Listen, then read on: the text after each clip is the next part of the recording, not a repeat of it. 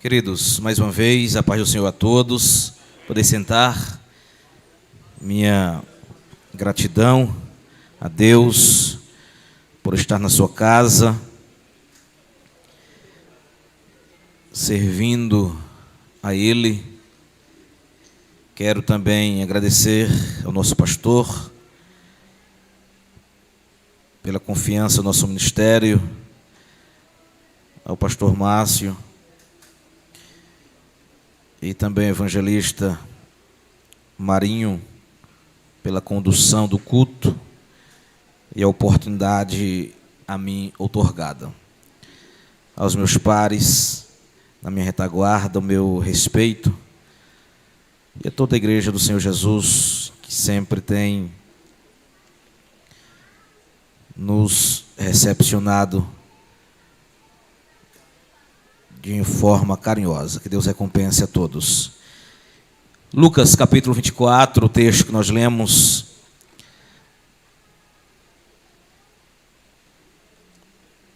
Quero, com a ajuda de Deus, falar sobre um tema necessário para os últimos dias. Por gentileza, diga comigo: paz em meio às turbulências da vida. Diga mais uma vez: paz em meio às turbulências da vida. Meus irmãos, capítulo 24 do Evangelho de Jesus, escrito por Lucas. Glória a Deus.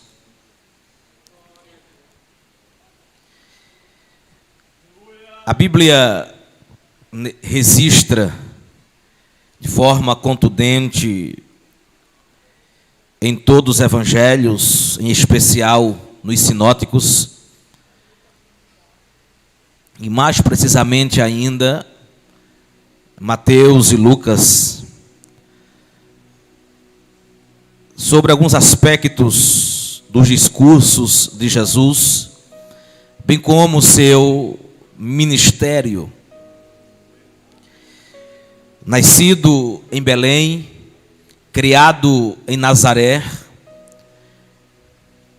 escolhera Cafarnaum como seu quartel general, para dali percorrer cidades, aldeias, vilarejos, a fim de que muitos o ouvissem. Formou o seu colégio apostólico com 12 homens, de uma multidão de discípulos que ele tinha, que o seguia. Mas necessário foi cumprir o plano salvífico traçado desde a fundação do mundo, pois ele era o Cordeiro morto. O Pai, na sua presciência e no seu plano redentor, já havia determinado, mesmo toda a história tendo o seu curso normal. Jesus veio a morrer, sendo entregue nas mãos de judeus e romanos, para assim, cabalmente, executar o plano da salvação. Jesus, ao ressuscitar, ao terceiro dia, ainda na madrugada daquele domingo, tendo os discípulos ficados apreensivos, cerrados em um cenáculo, havia um boato de que deveria ser espalhado que o corpo de Jesus teria sido roubado pelos próprios discípulos para simular a sua ressurreição. Era um plano maléfico para desacreditar nessa obra miraculosa operada por meio do Espírito Santo. No entanto, isso não foi muito adiante, porque Jesus apareceu vivo. Inicialmente, algumas mulheres, depois, alguns discípulos, e disse Paulo, posteriormente, a mais de 500 irmãos. Nesse episódio que narra Lucas, no capítulo 24, embora ele não fosse um dos 12 discípulos, vivera na época de Paulo, foi um companheiro do apóstolo em suas viagens, cuidou de Paulo nas suas enfermidades, era o seu médico amado particular, companheiro em muitas viagens, e de forma minuciosa, ele registra, ele narra, ele traz detalhes importantíssimos, porque Jesus é apresentado pelos evangelistas de forma diferente, e cada um escreve para um povo de uma mentalidade, como por exemplo, Mateus apresentou Jesus como rei dos judeus, escrevendo para um povo de mentalidade judaica, enquanto Marcos apresenta Jesus como servo, que escreve para um povo de mentalidade romana. Lucas também tem a sua oportunidade de apresentar Jesus nesse evangelho, e aqui é como um homem perfeito. O povo é de uma mentalidade grega, mas em detalhes compreendemos que Lucas quis trazer que Jesus, como homem perfeito, ele se preocupava com o povo, com a sociedade marginalizada, com os pecadores, com aqueles que eram chamados de publicanos. É exatamente nesse evangelho que Jesus traz muitos ensinamentos através de parábolas, que eram narrações curtas, que traziam sempre uma mensagem ou uma lição moral ou espiritual.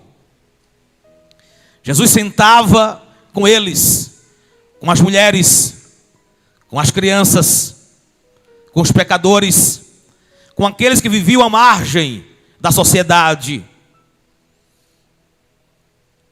Então, quando a Bíblia diz que naquele mesmo dia, o dia da ressurreição, o dia que Jesus apresentou-se, embora nem todos haviam sabido da informação concreta, a Bíblia diz que 2 dos discípulos, eles caminharam para uma aldeia onde moravam, que distava a cerca de 11 a 12 quilômetros. A Bíblia, na versão corrigida, diz que eram 60 estádios. Era a aldeia chamada Emaús, um povoado. E a Bíblia diz que entre si eles iam falando daquilo que havia sucedido. Eram os últimos acontecimentos. Era o assunto que permeava, que corria. Glória a Deus. Eles retornaram para Emaús desesperançosos, com a turbulência no seu ser, com a sua alma aflita, com o coração entristecido. Afinal de contas, segundo eles mesmos, esperavam que Jesus, que havia prometido ressuscitar, aparecesse vivo.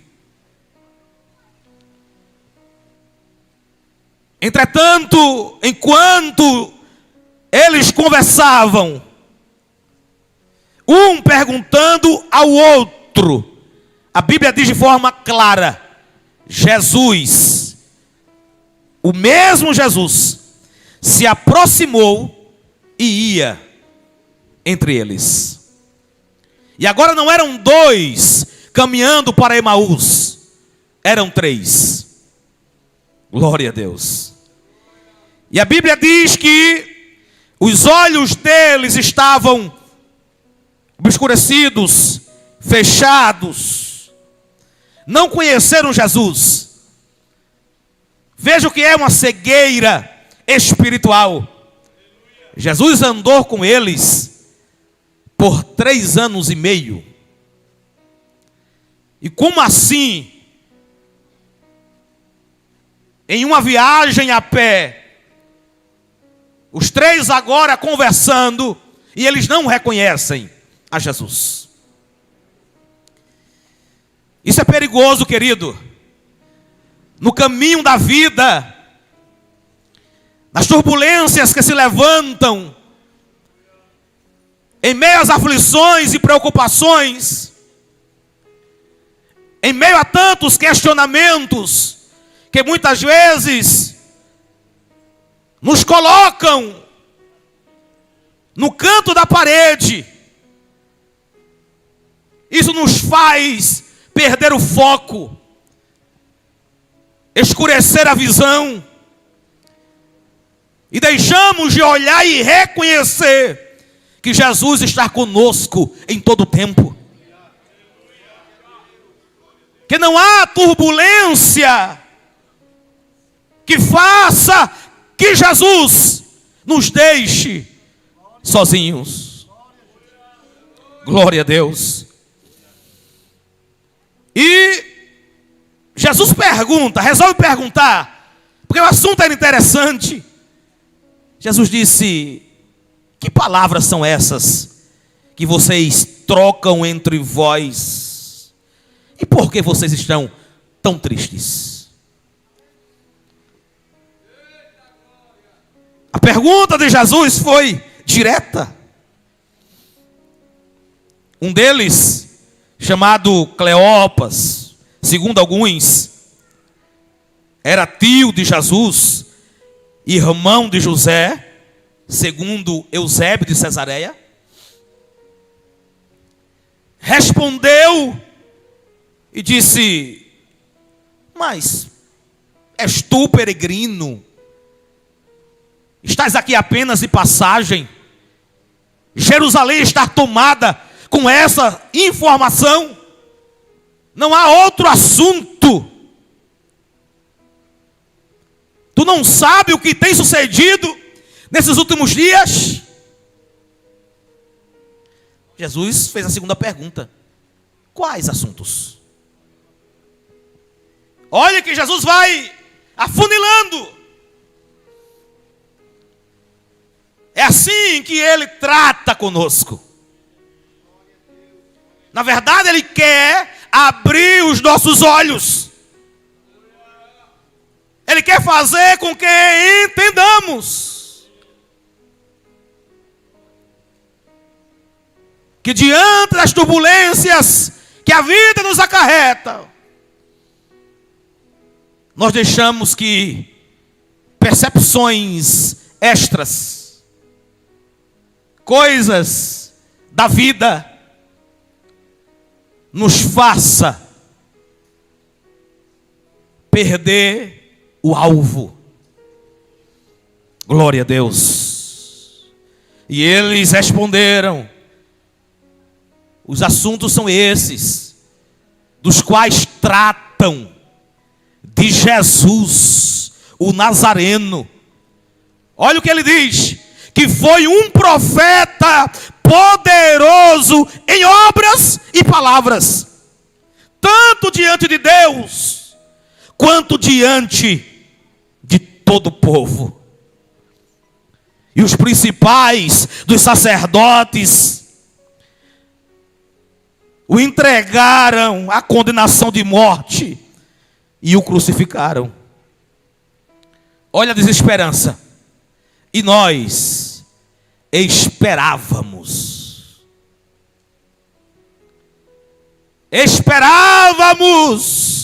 que fosse ele que remisse a Israel. Aí essa conjunção adversativa é o que denota a situação deles. Porém, agora, com tudo isso, hoje já é domingo, é o terceiro dia. Ele havia dito que ressuscitaria. É até verdade que algumas mulheres o viram, contaram, disse que ficaram maravilhadas, porque de madrugada foram ao sepulcro e o sepulcro estava vazio. Não acharam o corpo, voltaram e disseram que tinham visto, que tinham tido uma visão de anjos. Glória a Deus. E os anjos disseram que ele vive. Naquela conversa, glória a Deus, eles começaram ou continuaram dizendo, e alguns dos que estavam conosco foram lá. Eles se referiram a Pedro e a João. Capítulo 20 do Evangelho de João diz isso, que Pedro e João, ambos foram ao sepulcro. Glória a Deus. João, mais jovem, correu à frente. Chegando no sepulcro, não entrou, esperou Pedro. Pedro viu os lençóis, os lenços dobradinhos. Ele estava se referindo a esse testemunho. Porém, não o viram. Olha, tudo que ele responde era dizendo: disseram, mas não viram. Foram informados, mas não viram. E Jesus ouvindo, até que Jesus para e diz: ó nécios e tardos de coração, para crer em tudo que os profetas falaram. Porventura não convinha que o Cristo padecesse e entrasse na sua glória? A Bíblia diz que Jesus começou por Moisés, por todos os profetas, e explicava o que diziam as Escrituras, até que chegaram na aldeia. Já era tarde, cerca de 12 quilômetros, um tempo considerável a pé. Jesus fez que ia passando para mais longe, que ia adiante. Os dois constrangeram a Jesus a ficar. Fica conosco, já é tarde, o dia já declinou. E eles entraram na mesa, naquele jantar. Depois de ter tomado o pão abençoado, partiu e deu. Jesus fez questão de fazer conforme fez muitas vezes. Pega o pão, apresenta o pão, parte e serve. Glória a Deus. Foi assim que quando eles abriram os olhos, e o conheceram, aí Jesus desapareceu. Ainda escuro, domingo à noite, voltaram os 12 quilômetros. Não vamos ficar aqui. Vamos voltar para os outros discípulos. Vamos dizer o que aconteceu. Questionavam um ao outro, dizendo: não percebia que no caminho, quando ele nos ensinava as escrituras de Moisés aos profetas, não ardia o nosso coração. Glória a Deus. Voltaram para Jerusalém, e os 11 que ali estavam congregados, cerrados, eles diziam: verdadeiramente ressuscitou. E ele já apareceu a Pedro. Glória a Deus. Queridos, é aqui que quando eles contaram aos discípulos o que havia acontecido, que foi no momento do partir do pão, o momento da comunhão, o momento que estavam na mesa. Glória a Deus. É necessário estar em comunhão. É necessário estar sentado à mesa. É necessário compreender que dispersos, desunidos, cada um olhando para si, não haverá nitidamente a presença de Jesus no nosso meio. Você compreende isto? Glória a Deus. Quando estavam conversando, quem aparece? Jesus. Ele entra parede adentro, sem precisar abrir a porta. Chega entre ele, a Bíblia diz, o mesmo Jesus. Por que o mesmo Jesus? A expressão se repete neste capítulo pelo menos 3 vezes, para dizer: foi o que havia nascido em Belém, criado em Nazaré, feito muitos milagres a partir de Cafarnaum, o que ensinou, o que morreu e o que agora estava ressurreto. O mesmo Jesus, não era outro. Chega entre eles e diz: paz seja convosco. Paz seja convosco. Estava cumprindo o que Isaías, no capítulo 9, versículo 6, havia vaticinado a respeito dele. O menino nos nasceu, um príncipe se nos deu, e o principado estava sobre os seus ombros, e o seu nome seria Maravilhoso Conselheiro, Deus Forte, Pai da eternidade e Príncipe da paz.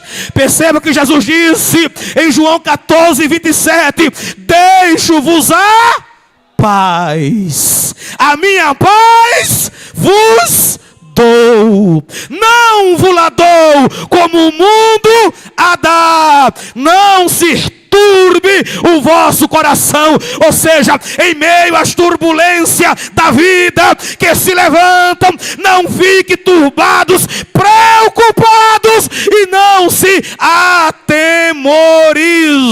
O que eu profetizo pela palavra na tua vida é paz mesmo no meio da guerra. Glória a Deus. Filipenses capítulo 4, versículo 7. E a paz de Deus, que excede todo entendimento, guardará todos os vossos corações e os vossos sentimentos em Cristo Jesus. alma aflita, mente preocupada, coração entristecido, Paulo está dizendo: a paz de Deus perpassa, ultrapassa, vai além, excede o entendimento, vai além do que nós imaginamos, vai muito mais da nossa percepção, da nossa condição. Aleluia. Talvez a nossa condição seja mesmo para baixo. Glória a Deus. Quantas vezes a nossa alma está assim, mas Paulo está dizendo: a paz de Deus excede todo esse entendimento, e Ele vai guardar o quê? O teu coração, que é a sede das emoções. Ele está dizendo: eu vou te dar equilíbrio emocional. Glória a Deus. Glória a Deus. Lembro que 7 anos os midianitas, de forma ferrenha, uma multidão como gafanhotos, diz a Bíblia, devastou toda a agronomia de Israel. Israel empobreceu. Os israelitas ficavam com tanto medo que cavavam covas em montes, em fortalezas, se escondiam a semente. Mas eles vinham e roubavam tudo. Gideão, da tribo de Manassés, a menor de Israel, estava malhando trigo, no lugar errado, claro, mas era uma estratégia, porque a guerra estava em evidência. Naquele diálogo de Deus com Gideão, o anjo chega a declarar: o Senhor é a nossa paz. Jeová ou Yahvé Shalom. A paz que ele foi para Gideão, mesmo antes de começar a grande batalha contra os midianitas. Shalom, na sua etimologia hebraica, paz quer dizer mais do que libertação do conflito. Libertação do conflito é a paz de Deus. Glória a Jesus. E essa libertação do conflito ainda representa prosperidade, saúde, bem-estar e fé ante a face da aflição. Glória a Deus.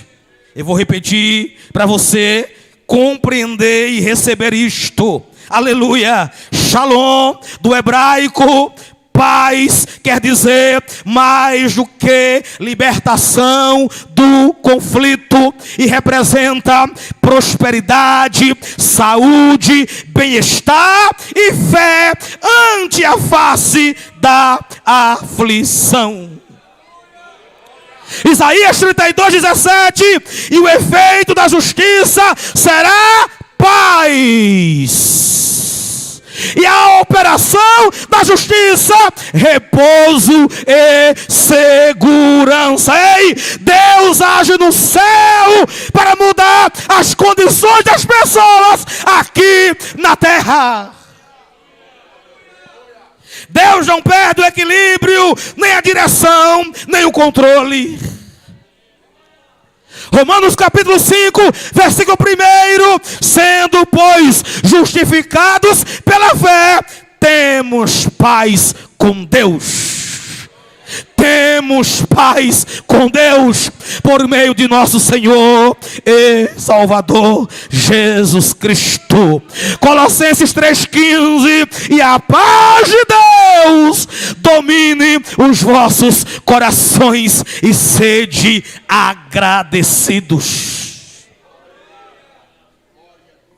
Para os discípulos, voltar para Emaús significava dar um passo para trás, um retrocesso, um recuo, entregar os pontos, desistir de tudo, esquecer das promessas e de tudo que Deus já tinha falado. Não volte para Emaús, permaneça em Jerusalém. É em Jerusalém que ele se apresenta no meio do seu povo e diz: paz seja convosco. Deus abençoe.